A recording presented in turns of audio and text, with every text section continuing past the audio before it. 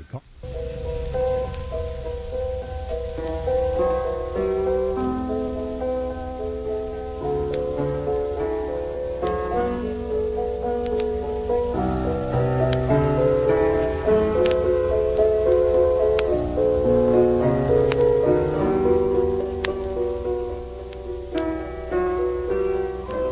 leaves were falling from the great oak at the meadow's edge. They were falling from all the trees. One branch of the oak reached high above the others and stretched far out over the meadow. Two leaves clung to its very tip. "It isn't the way it used to be," said one leaf to the other. "No," the other leaf answered. "So many of us have fallen off tonight, we're almost the only ones left on our branch." "You never know who's going to be next," said the first leaf. Even when it was warm and the sun shone, a storm or a cloudburst would come sometimes, and many leaves were torn off, though they were still young. You never know who's going to be next. "The sun seldom shines now," sighed the second leaf, "and when it does, it gives us no warmth. We must have warmth again." "Can it be true," said the first leaf, "can it really be true that others come to take our places when we're gone, and after them still others, and more and more?" "It is really true," whispered the second leaf. "We can't even begin to imagine it. It's beyond our powers." "It makes me very sad," added the first leaf. They were silent a while.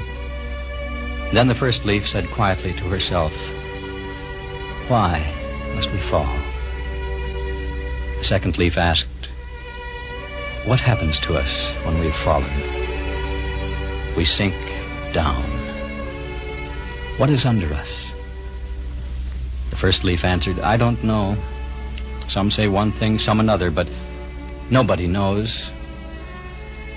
The second leaf asked, "Do we feel anything?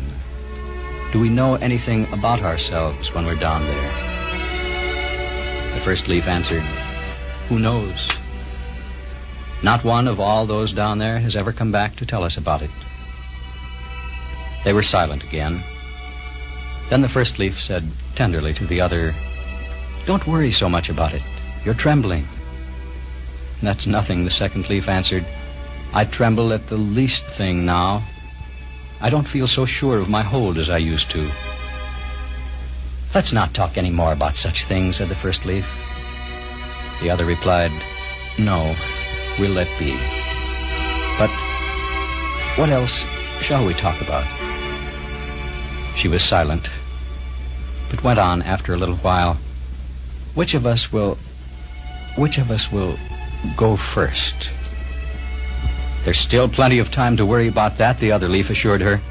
"Let's remember how beautiful it was. How wonderful when the sun came out and shone so warmly that we thought we'd burst with life. Do you remember? And the morning dew, and the mild and splendid nights." "Now the nights are dreadful," the second leaf complained, "and there is no end to them." "We shouldn't complain," said the first leaf gently. "We've outlived many, many others." Have I changed much?" asked the second leaf shyly but determinedly. "Not in the least," the first leaf assured her. "You only think so because I've got to be so yellow and ugly. But it's different in your case." "You're fooling me," the second leaf said. "No, really," the first leaf exclaimed eagerly. "Believe me, you're as lovely as the day you were born. Here and there may be a little yellow spot, but it's hardly noticeable and only makes you handsomer, believe me." "Thanks," whispered the second leaf, quite touched. "I don't believe you, not altogether, but I thank you because you're so kind. You've always been so kind to me. I'm just beginning to understand how kind you are." "Hush," said the other leaf, and kept silent herself, for she was too troubled to talk any more. Then they were both silent. Hours passed. A moist wind blew, cold and hostile, through the treetops. "Ah, now," said the second leaf, And then her voice broke off. she was torn from her place and spun down. Winter had come.